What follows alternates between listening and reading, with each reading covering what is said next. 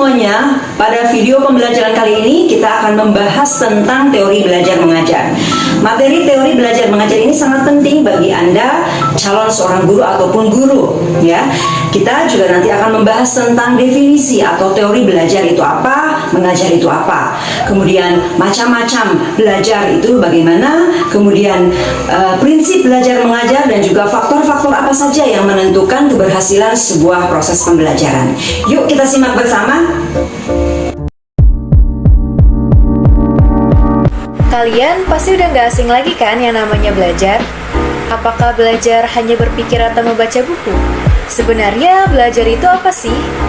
Belajar merupakan suatu proses perubahan di dalam kepribadian manusia, dan perubahan tersebut ditampakkan dalam bentuk peningkatan kualitas atau kuantitas tingkah laku, seperti peningkatan kecakapan, pengetahuan, sikap, kebiasaan, pemahaman, keterampilan, dan daya pikir.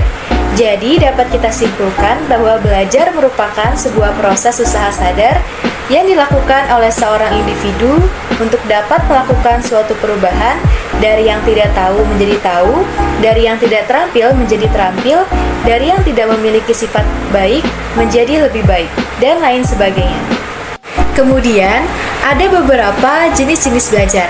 Yang pertama adalah abstract learning, atau biasa disebut sebagai belajar abstrak. Apa sih yang dimaksud dengan belajar abstrak itu?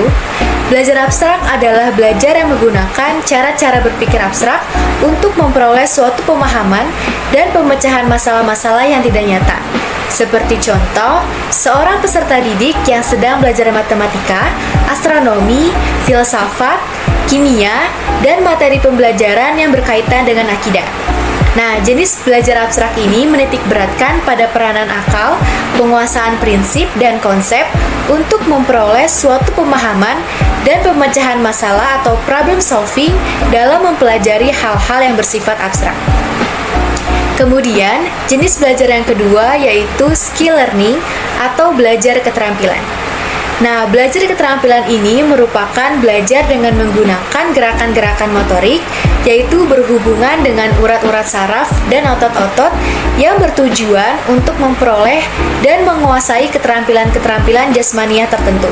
Seperti contoh, olahraga, musik, menari, melukis, memperbaiki benda-benda elektronik, dan sebagian materi pembelajaran agama seperti ibadah haji dan sholat. Selanjutnya ada jenis-jenis belajar.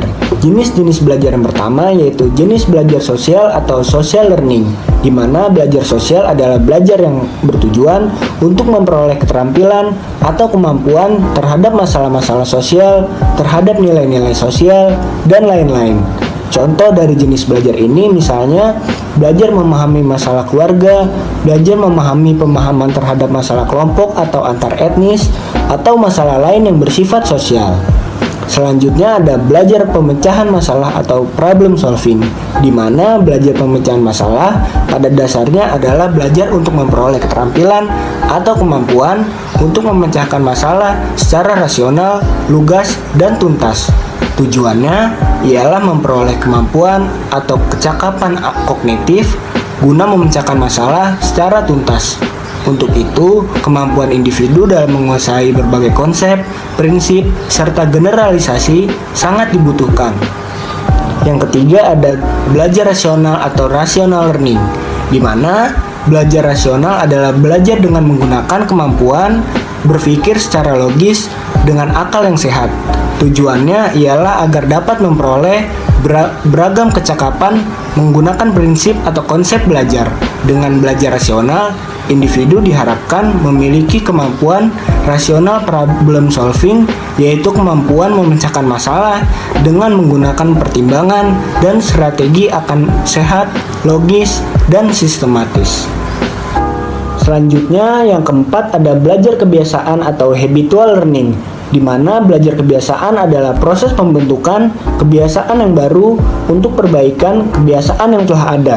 Dalam belajar kebiasaan, selain menggunakan perintah, pengalaman khusus, juga menggunakan hukum serta ganjaran.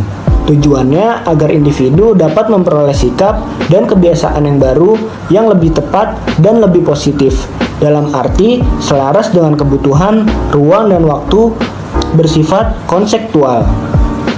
Selanjutnya ada belajar apresiasi atau appreciation learning, di mana belajar apresiasi pada dasarnya adalah belajar mempertimbangkan nilai atau arti penting suatu objek. Tujuannya agar individu dapat memperoleh dan mengembangkan percakapan antar rasa. Dalam hal ini, kemampuan menghargai dapat berjalan secara tepat. Misalnya dalam mengapresiasi sastra, musik, dan seni lukis. Selanjutnya ada belajar pengetahuan atau study, di mana belajar pengetahuan dimaksudkan sebagai belajar untuk memperoleh sejumlah pemahaman, pengertian, informasi, dan sebagainya. Belajar pengetahuan juga dapat diartikan sebagai program belajar terencana untuk menguasai materi pelajaran dengan eksperimen. Tujuannya ialah agar individu dapat memperoleh atau menambah pengetahuan, informasi, pemahaman terhadap pengetahuan tertentu. Teori merupakan prinsip kasar yang menjadi dasar dalam pembentukan suatu ilmu pengetahuan. Di sisi lain, belajar merupakan proses perubahan yang terjadi pada suatu individu, di mana ini dikarenakan atas adanya pengalaman-pengalaman yang dialami oleh individu tersebut. Nah, guna mencapai tujuan dari pembelajaran, maka diperlukanlah teori belajar dan pembelajaran yang efektif dan efisien, yang cocok, sehingga tujuan dari belajar tersebut dapat tercapai. Dalam dunia pendidikan kita mengenal banyak sekali teori pembelajaran. Nah, di sini kami akan menjelaskan 4 macam. Yang pertama adalah teori behavioristik, di mana dalam teori ini lebih mengedepankan pada perubahan tingkah laku sebagai hasil dari proses pembelajaran. Nah, implementasi dari teori ini adalah pemberian reinforcement ataupun punishment dalam proses pembelajaran itu sendiri. Kemudian ada teori kognitif, di mana dalam teori ini itu lebih mengedepankan pada proses pembelajaran dibandingkan dengan hasil pembelajaran itu sendiri. Nah, teori ini lahir sebagai kritik atas teori behavioristik, di mana mereka menganggap bahwa tingkah laku seseorang itu tidak dapat dipengaruhi oleh adanya reward ataupun reinforcement. Di sisi lain, tingkah laku seseorang itu dapat dipengaruhi oleh adanya pemahaman-pemahaman ataupun insight yang orang tersebut miliki terhadap suatu situasi. Kemudian ada teori sibernetik, di mana teori ini juga mengedepankan pada proses pembelajaran yang ada. Namun demikian dibutuhkan adanya teknologi guna mengakses informasi yang cepat dan tepat. Teori ini lahir sebagai hasil dari tuntutan masyarakat, di mana masyarakat menginginkan adanya pendidikan yang berbasis pada teknologi informasi. Kemudian ada teori humanistik, di mana teori ini lebih memikirkan kepada kepribadian dari manusia ataupun individu itu sendiri. Teori ini mengasumsikan bahwa semua teori itu adalah baik dan dapat dimanfaatkan. Namun demikian asal sesuai dengan tujuannya, yaitu untuk memanusiakan manusia, di mana memikirkan untuk mengaktualisasikan manusia itu sendiri terkait dengan pemahaman diri mereka juga, realisasi diri mereka gitu, sehingga proses pembelajaran itu dapat berlangsung secara optimal.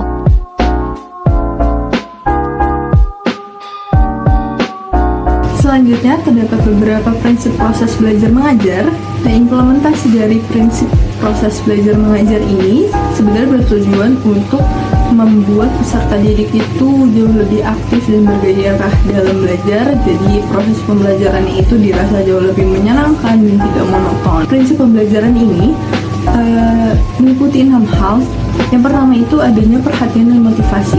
Perhatian ini menjadi aspek yang paling penting dalam proses belajar, karena perhatian terhadap bahan ajar yang sesuai dengan kebutuhan siswa itu tentunya akan membangkitkan motivasi siswa untuk belajar serius. Dan dengan adanya motivasi ini kan berkaitan dengan minat. Jadi kalau minat siswanya itu tinggi untuk menguasai suatu ilmu tertentu, maka motivasinya pun akan tinggi dan akan berpengaruh terhadap hasil belajarnya. Dan yang kedua, ada keaktifan. Di sini peserta didik itu dinilai sebagai penentu apakah ada proses pembelajaran atau enggak gitu. Karena belajar itu tidak bisa dipaksakan dan juga nggak bisa dilimpahkan ke orang lain. Jadi di sini tergantung peserta didiknya mau aktif atau enggak. Ya dia yang jadi penentu gitu. Kalau misalnya dia aktif, tentu aja di sana ada proses belajar. Sedangkan kalau dia memilih untuk menjadi pasif, tentu saja di sana nggak ada proses pembelajaran yang maksimal. Yang ketiga, adanya keterlibatan langsung atau pengalaman. Di sini ada salah satu tokoh namanya Edgar Dale. Edgar Dale itu mengklasifikasikan pengalaman menurut tingkatannya tertentu gitu. Jadi menurut Edgar Dale ini, belajar yang baik itu belajar yang berdasarkan pengalaman langsung. Jadi mengklasifikasikan itu dari pengalaman yang abstrak menjadi pengalaman yang lebih konkret gitu. Selanjutnya, yang keempat di sini ada pengulangan. Pengulangan ini maksudnya pembelajaran yang efektif yang mampu dicerna oleh peserta didik secara lebih maksimal. Itu adalah pembelajaran yang berulang. Yang kelima, ada tantangan. Di sini maksudnya karena kan setiap dalam proses pembelajaran itu tentu aja peserta didik pasti akan mengalami hambatan, dan hambatannya itu adalah ketika harus memahami bahan ajar gitu. Nah, jadi ketika peserta didiknya ini mampu melewati hambatan tersebut dengan menguasai suatu bidang ilmu tertentu, maka dia akan mencapai tujuannya gitu. Maka dia akan berhasil dan prestasi belajarnya pun akan baik. Kemudian ada perbedaan individu.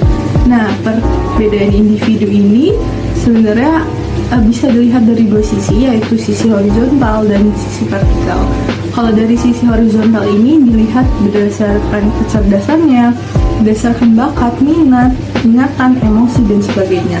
Sedangkan kalau dari sisi vertikal ini berdasarkan tinggi badan, berat badan, terus tenaga, dan sebagainya. Jadi sebenarnya dua sisi mau horizontal ataupun vertikal itu juga mempengaruhi cara belajar dan hasil belajar seorang murid gitu. Nah, perbedaan individu inilah yang harusnya menjadi pokok perhatian dari setiap pendidik ya, untuk mengetahui nih apakah murid ini termasuk dalam tipe auditif, tipe visual, atau tipe motorik, seperti itu.